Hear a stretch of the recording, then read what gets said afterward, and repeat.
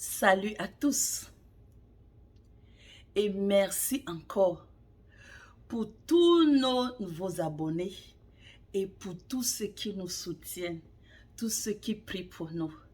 Merci particulièrement à Annie TV qui abat un très grand travail pour nous. Que le Seigneur te bénisse. Oui, nous allons continuer dans notre série « Comment prier convenablement et efficacement pour son époux ou pour son épouse. » Oui, la dernière vidéo, nous avons parlé de commencer toujours par rendre grâce à Dieu pour son époux, pour son épouse, et aussi remercier le Seigneur pour les qualités, les bonnes qualités qu'il a mis en votre époux ou en votre épouse. Donc aujourd'hui, nous allons aller encore en profondeur. C'est un sujet tellement vaste que je crois qu'on ne peut pas le finir dans cette vidéo. Par la grâce de Dieu, nous allons continuer. Donc oui, prier. Quels sont les sujets de prière que je dois adresser à Dieu pour mon époux ou pour mon épouse? Comment formuler mes sujets de prière? Il faut également savoir que tout sujet de prière doit avoir la base, la parole de Dieu. Parce que Dieu n'agit pas en dehors de sa parole. Si vous voulez que Dieu exauce à votre prière et que Dieu agisse, référez-vous toujours à la parole de Dieu. Prenez pour base un verset biblique qui va vous soutenir dans votre sujet de prière. Oui, plusieurs d'entre nous ont tellement de choses à demander pour leur chère femme et pour leur cher mari parce qu'ils ont ce désir de voir une amélioration, ils ont une expectation, comme l'anglais dit, de leur époux et de leur épouse. Et il arrive parfois qu'on ne sache pas comment bien formuler son sujet de prière. Et le plus souvent, on part se plaindre. Ça, c'est la pire des choses. On part se plaindre. Oh Seigneur, tu vois mon mari, il est comme ça. Ma femme, elle est comme ça. Tu passes tout le temps à te plaindre. Ta prière ne traverse pas le plafond. D'ailleurs, ce n'est même pas une prière. Donc, comment est-ce que nous devons prier, formuler nos sujets de prière? La première des choses, si tu es sérieuse ou sérieux, prends un bout de papier ou un bloc-notes, écris tes sujets de prière. Parce que le plus souvent, nous passons le temps à... C'est lorsque tu es à genoux, que tu commences à imaginer qu'est-ce que je vais demander à Dieu pour mon mari ou pour ma femme. Non, aie ton carnet de prière et écris ce que tu veux que le Seigneur fasse pour ta femme ou pour ton mari. Lorsque tu écris, ça veut dire que tu es sérieux. Et cela va t'obliger à chaque fois t'appliquer, à te référer pour bien formuler son sujet de prière ou bien pour bien parler à Dieu. Pour moi, je veux ici vous montrer comment moi je prie pour mon mari. Ce n'est pas une méthode parfaite, mais c'est ma stratégie à moi qui m'aide à prier convenablement et efficacement pour mon mari. J'ai un passage biblique que le Saint-Esprit m'avait donné lorsque je commençais à prier pour mon mari. Et c'est toujours sur la base de ce verset biblique que je formule tous mes autres sujets de prière lorsque je prie pour mon mari. Le passage, c'est Luc chapitre 2, verset 52, qui dit que Jésus croissait en sagesse, en stature, en grâce, devant Dieu et devant les hommes. Oui, ce passage a toujours été cité, mais le plus souvent, on prie pour les enfants. Parce que on voit que c'est lorsque Jésus était un enfant et on priait pour qu'il puisse grandir en stature, en sagesse, en grâce. Je n'en disconviens pas. Mais ce passage pour moi est plus profond que ce que nous avons toujours imaginé. Donc lorsque je lis ce passage, la première des choses qui me vient en aide, c'est que je dois d'abord prier pour la sagesse. Parce que le verset dit que Jésus croissait en sagesse, c'est la première des choses. Et pour moi, j'ai compris que la sagesse est quelque chose de très, très important dans la vie d'un homme. Et surtout dans la vie du mari ou dans la vie de la femme. La sagesse est très importante. Oui, plusieurs d'entre nous prient. Oh Seigneur, accorde la sagesse à mon mari, accorde la sagesse à ma femme. Mais est-ce que nous comprenons réellement ce que c'est que la sagesse ou ce que nous demandons au Seigneur? Je ne crois pas. Donc ici, là, je veux prendre le temps de nous expliquer ce que c'est que la sagesse selon la société et également selon la parole de Dieu.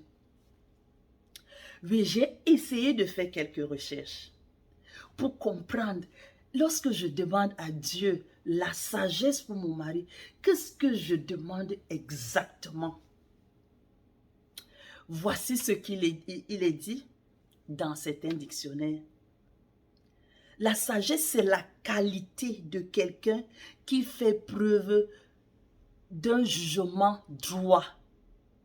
Ah, ça, c'est le premier aspect.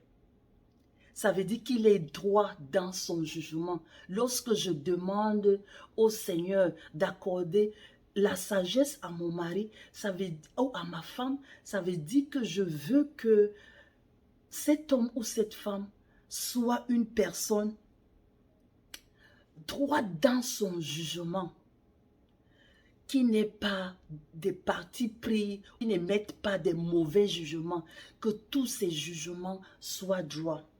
Il dit aussi que, le dictionnaire dit aussi que c'est un homme averti dans ses décisions. Ça veut dire qu'il ne prend pas les décisions à la légère. C'est un homme ou une femme réfléchie. J'aime beaucoup ça.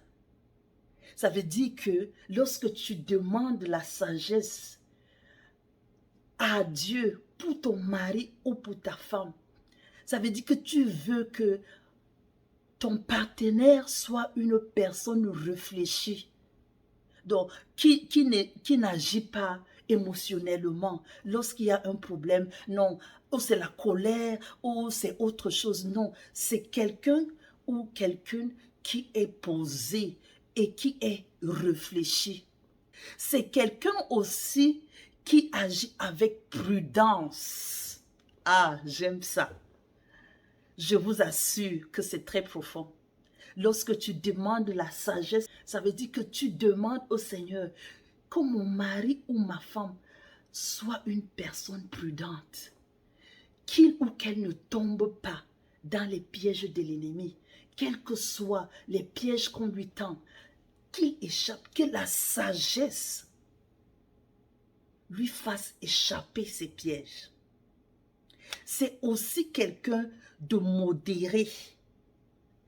Il n'est pas colérique, non. Il est posé, il est modéré.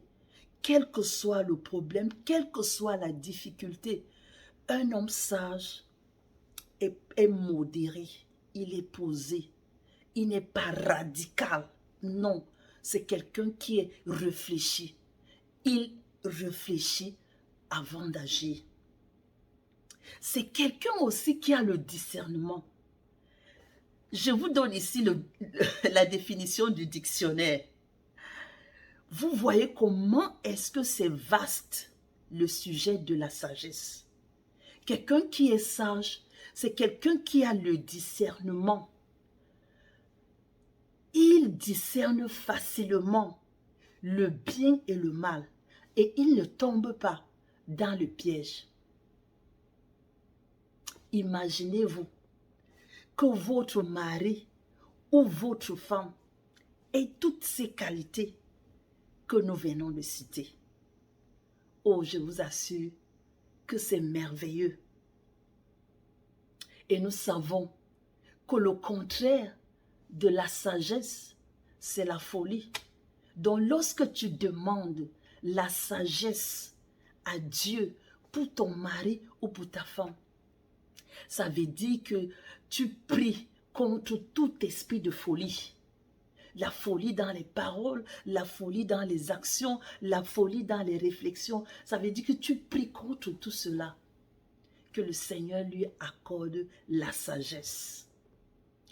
Oui, ça c'est la définition selon la société. Et pour moi, je trouve qu'elle n'est pas mauvaise. Elle est très bonne.